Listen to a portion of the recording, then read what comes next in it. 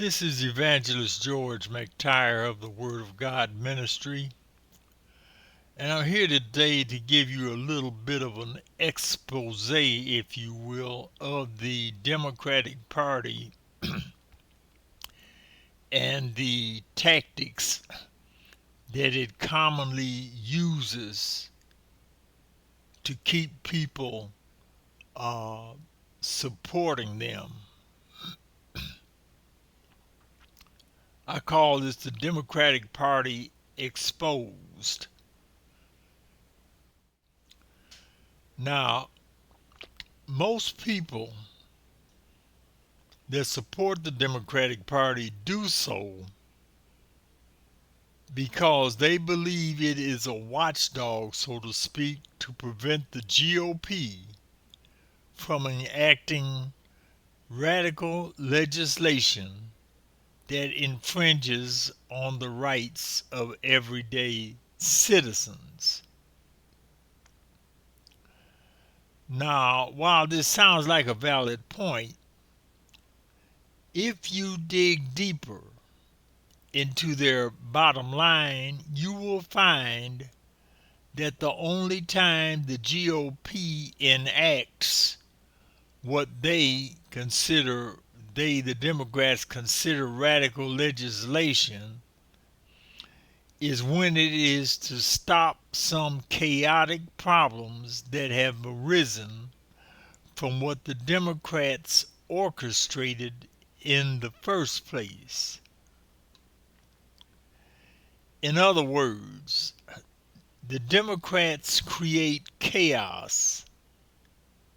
Then, when the GOP has to use extraordinary actions beyond what they would normally use to get things back to normal, Democrats try to say the GOP is overstepping its authority. Now, the best example of this is the immigration situation. As soon as Biden took office, he stopped the wall from being built and opened the borders, letting over 10 million undocumented people in. A lot of cities led by Democrats became sanctuary cities, which were supposedly set up to give those immigrants assistance in living and having an opportunity to find jobs and things like that. The problem is, since they were undocumented and pouring in every day and using up our vital resources, welfare, food stamps, uh, financial assistance for housing and stuff like that. When they were using up all of these things, a lot of times when the regular citizens in these cities, especially our veterans, were walking around homeless, and these people are sleeping in fancy hotels and things like that, being paid for with taxpayer dollars and stuff like that, while they were using up these vital resources with no accountability. Many of them wound up creating a public nuisance to our citizenry. Crime was on the rise, mostly at the hands of these undocumented immigrants. This set up a situation where ordinary policing was overwhelmed because organizations and Democratic politicians in those cities refused to cooperate with law enforcement to arrest, prosecute, and expel them from our nation.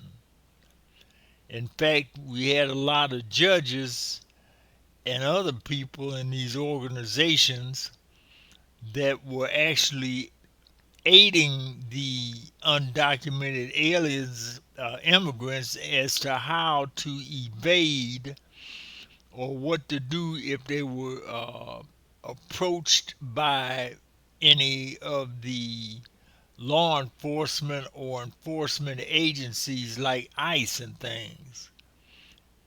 Anyway, when Trump took office,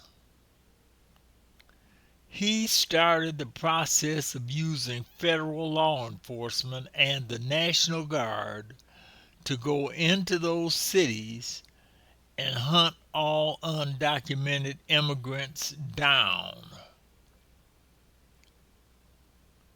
The pushback he got was he was overreacting, and left wing groups like the ACLU tried using the courts to block what he was doing, claiming that each individual deserved their day in court. Now, think about this. If you tried to do things the way that the Democrats say, you have over 10 million already here, with about 20,000 pouring in every day. Trials for each of these individuals would go on for infinity because you couldn't hold enough trials to get ahead of all the immigrants in this country.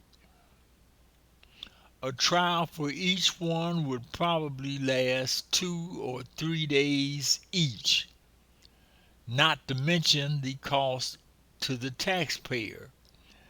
And the other thing about it is, if law enforcement is busy and the jails are full of undocumented immigrants and the courts are busy holding trials for them, then there would be no available way for the other criminals in the streets, the rapists and the murderers and the thieves and the hustlers, drug dealers and stuff. What you gonna do with them? Let them run the street because you got the jails full of these undocumented immigrants? As far as for them having to wait for trials and so forth, they'd had to be waiting for years for trials, and there are certain laws on the books saying you can only hold individuals for so long without a trial, otherwise you have to release them. So that's a mess right there.